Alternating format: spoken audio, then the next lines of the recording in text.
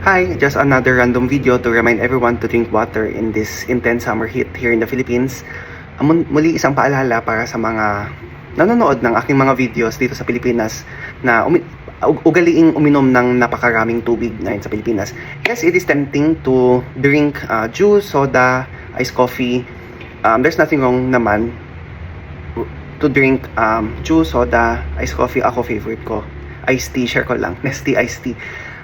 Soft drinks, diba? Who doesn't love soft drinks in this heat?